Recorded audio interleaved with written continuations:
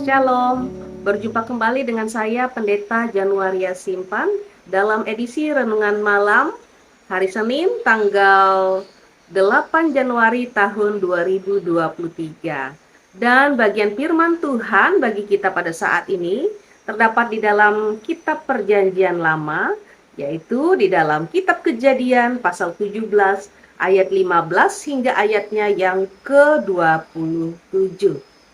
Saya hanya akan membaca ayat 15 dan ayat 16 saja. Nanti Bapak Ibu Saudara-saudari dapat membaca secara lengkap bagian firman Tuhan hari ini di rumah masing-masing. Kejadian pasal 17 ayat 15 sampai ayat 16 berbunyi demikian.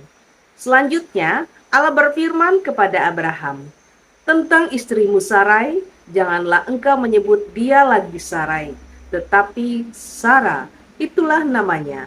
Aku akan memberkatinya, dan daripadanya juga aku akan memberikan kepadamu seorang anak laki-laki. Bahkan aku akan memberkatinya, sehingga ia menjadi ibu bangsa-bangsa, raja-raja bangsa-bangsa akan lahir daripadanya." Amin. Ya, hari ini saya mengangkat tema yaitu janjinya pasti digenapi. Bapak, Ibu, Saudara-saudari yang terkasih di dalam Tuhan Yesus Kristus, setiap kita pasti tentunya pernah membuat janji kepada orang lain. Janji diucapkan biasanya untuk meyakinkan seseorang terhadap apa yang kita perbuat. Janji sepasang suami istri diucapkan di hadapan Allah dan jemaat untuk saling setia hingga akhir hidup. Janji seorang anak dilakukan untuk meyakinkan kedua orang tuanya supaya anak tersebut mendapat sebuah kepercayaan. Namun, di antara banyak janji yang pernah manusia ucapkan, pasti ada yang pernah mengingkari janji tersebut, baik itu secara sengaja maupun secara tidak sengaja.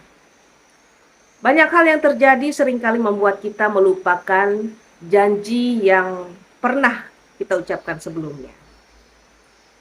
Namun, bagaimanakah dengan janji Tuhan? Apakah Tuhan pernah melupakan janjinya? Saudara-saudariku yang diberkati di dalam Tuhan Yesus Kristus, Ishak adalah nama yang diberikan Allah kepada Abraham, bahkan sebelum anak itu dikandung oleh Sara ibunya. Awalnya Abraham memohon agar Allah memperkenankan Ismail yang diberkati dan disertai oleh Tuhan, yang telah dilahirkan sebagai putra kandung atas ide Sara. Namun Allah berfirman dalam ayat yang ke-19 bagian firman Tuhan hari ini, "Tidak, melainkan istrimu Saralah yang akan melahirkan anak laki-laki bagimu, dan engkau akan menamai dia Ishak, dan aku akan mengadakan perjanjianku dengan dia menjadi yang kekal untuk keturunannya." Dan akhirnya memang Sara mengandung sesuai dengan janji Tuhan dan melahirkan seorang anak laki-laki pada tahun berikutnya. Anak itu diberi nama Ishak. Pada saat Ishak dilahirkan, Abraham berusia 100 tahun dan ia menyunat Ishak pada hari ke-8 agar Ishak terserap masuk ke dalam janji Allah kepada Abraham yang menyatakan bahwa semua anak laki-laki harus disunat. Dengan demikian, Ishak sah menjadi putra perjanjian dari Allah. Saudara-saudari, di dalam Alkitab ada kurang lebih 3.573 janji Allah bagi orang percaya. Di antaranya ada janji tentang hidup yang diberkati dengan melimpah, janji kesembuhan, janji pertolongan, janji penghiburan, dan lain sebagainya. Bila saat ini ada janji Tuhan yang belum tergenapi di dalam hidup saudara, maka hal yang perlu kita lakukan adalah tetap percaya dan dengan setia menantikan janji Tuhan digenapi. Berdoalah untuk meminta pertolongan Roh Kudus agar selalu menguatkan pengharapan saudara kepada Tuhan. Percayalah, Tuhan pasti akan menggenapi janjinya dalam hidup saudara satu persatu. Peganglah dengan erat setiap janji Tuhan, jangan pernah melepaskannya, karena hanya janji Tuhanlah yang tidak pernah berubah. Tuhan kiranya senantiasa memberkati dan memimpin kehidupan kita. Amin.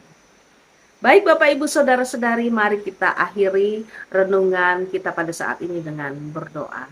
Kita berdoa. Terima kasih Tuhan, kami telah bersama-sama mendengarkan firman-Mu serta merenungkannya.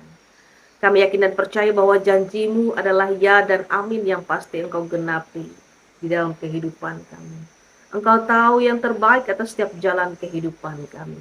Ajar kami untuk senantiasa taat dan setia menanti janji-Mu ya Tuhan. Terima kasih Bapa. Oleh dan di dalam nama Tuhan Yesus Kristus, kami berdoa dan mengucap syukur. Amin.